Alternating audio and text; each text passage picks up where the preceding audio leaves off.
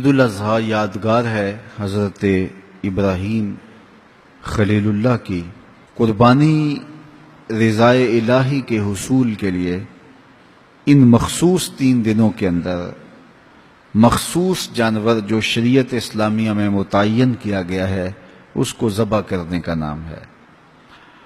یہ بات ذہن میں رکھیں کہ عیب سے جانور پاک ہونا چاہیے۔ فقہا نے ایک سیدھا سا ضابطہ بیان کیا ہے، عیب وہ ہے جس سے منفعت یا جمال زائل ہو جائے۔ جو جانور آپ نے خریدا تو وہ ذبح کے وقت عیب دار ہو گیا، گرا، ٹانگ ٹوٹ گئی تو کوئی ایسا واقعہ پیش آ گیا، ذبح کے وقت جو عیب ہے وہ عیب شمار نہیں کیا جائے گا، تو اس کو یوں ہی ذبح کر دیا جائے گا۔ جو جانور ہے وہ فربا ہو، موٹا ہو، تازہ ہو تو وہ افضل ہے۔ 2 جانور کرنے کی بجائے 1 جانور فربا ہو تو وہ زیادہ افضل ہے۔ شریعت اسلامیہ نے صاحب نصاب پر قربانی واجب کی ہے۔ نصاب وہ ہے جو ہمارے ہاں زکوٰۃ کا نصاب ہے، یعنی 52 تولے چاندی یا 7.5 تولے سونا، یا اس کی قیمت زکوٰۃ کے نصاب میں قمری سال گزرنا شرط ہے، لیکن یہ جو قربانی اور صدقہ فطر ہے اس میں سال گزرنا شرط نہیں ہوتا۔ ان عید کے 3 دنوں کے اندر ایک لمحے کے لیے بھی کوئی مالک نصاب ہو گیا تو اس کے اوپر جو ہے وہ قربانی واجب ہوگی۔ پھر قربانی ہر اس شخص پہ واجب ہے جو مالک نصاب ہے۔ بعض اوقات گھر کے اندر کئی افراد مالک نصاب ہوتے ہیں تو سب پہ واجب ہوگی۔ قربانی واجب آپ نے ادا کر لی اور اپنی طرف سے نفلی بھی دینا چاہتے ہیں تو یہ بھی آپ کو اجازت ہے۔ ہمارے آقا و مولا نے ایک قربانی اپنی طرف سے، ایک قربانی اپنی امت کی طرف سے پیش کی ہے، تو اگر امتی اپنے آقا کی جانب سے قربانی پیش کرتا ہے تو یہ اجر و ثواب کا باعث ہے۔ 3 حصے کر کے دوست احباب کے لیے، غرباء کے لیے اور اپنے لیے تقسیم کر لیں تو یہ قربانی کی روح کے مطابق ہے۔ سارا اگر خود استعمال کرنا چاہیں تو بہرحال اس کی بھی اجازت ہے، لیکن قربانی کی روح کے منافی ہے۔ جس کو گوشت لگتا ہے اس کو کھال بھی لگتی ہے۔ جس طرح گوشت آپ خود بھی کھا سکتے ہیں تو کھال خود بھی استعمال کر سکتے ہیں، یعنی آپ کھال کا مسلح بنا کے گھر رکھ سکتے ہیں، کھال کو اپنے گھر کی کسی ضرورت میں جو ہے وہ لا سکتے ہیں، لیکن قربانی کی کھال بیچ لیں اور اس کی قیمت اپنے مصرف میں لائیں، یہ نہیں کر سکتے۔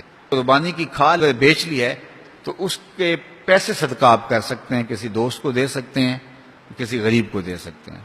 تو قربانی کی کھال جس کو مرضی دیں، لیکن بہتر یہ ہے کہ قربانی کی کھالیں مدارس دینیہ کو دی جائیں، چونکہ یہ مستحق بہت زیادہ ہیں۔ مدارس دینیہ کے بجٹ کا زیادہ تر انحصار قربانی کی کھالوں پہ ہوتا ہے۔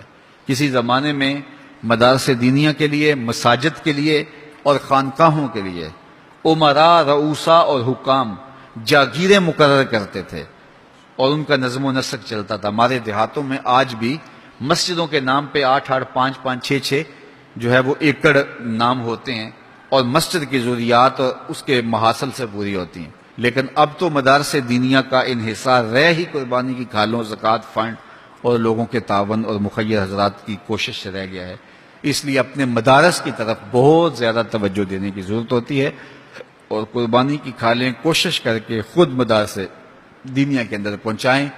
اور آپ کے سامنے جامعۃ المصطفیٰ ایک ایسی درسگاہ علمی ہے کہ جس کے فیضان سے ایک زمانہ متمتع ہو رہا ہے اور یہاں سے نکل کر اطراف و اکناف عالم کے اندر جو ہیں وہ لوگ پھیل رہے ہیں اور فائدہ پہنچ رہا ہے۔ اللہ کا شکر ہے، یہاں سے جانے والے پیغام کو مسلم بھی قبول کر رہے ہیں اور غیر مسلم بھی قبول کر رہے ہیں، تو یہ اللہ کا فضل ہے، اس پر ہمیں شکر ادا کرنا چاہیے۔ اور کتنے مسلمانوں کی اصلاح ہوئی ہے اور کتنے لوگ فائدے میں گئے ہیں، تو یہ ایک اللہ تعالیٰ کا بڑا فضل ہے اور اللہ تعالیٰ کا بڑا ہی کرم ہے کہ کتنے لوگوں کو یہاں سے فائدہ ہو رہا ہے۔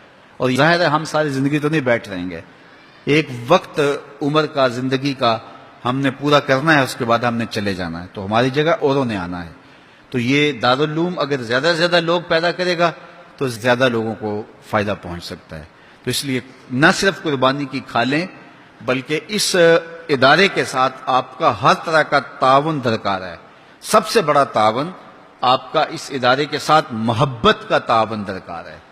آپ اس مرکز سے اپنی عقیدت کا رشتہ، اپنی محبت کا رشتہ جو ہے وہ وابستہ کریں. جس طرح عشق کیا جاتا ہے، پیار کیا جاتا ہے، اس مرکز سے آپ پیار کریں، اس مرکز سے آپ محبت کریں. یہ مرکز ہماری عقیدتوں کا مامن اور مسکن ہونا چاہیے، چونکہ اس سے بہت سارے لوگوں کو فائدہ ہو رہا ہے، اور غیر مسلم بھی اسلام کے دامن میں آ رہے ہیں، اور مسلمان عمل کی راہوں کے مسافر ہو رہے ہیں، اور یہاں سے صاف سیدھا اور پیارا سا پیغام پوری دنیا پہ پہنچ رہا ہے.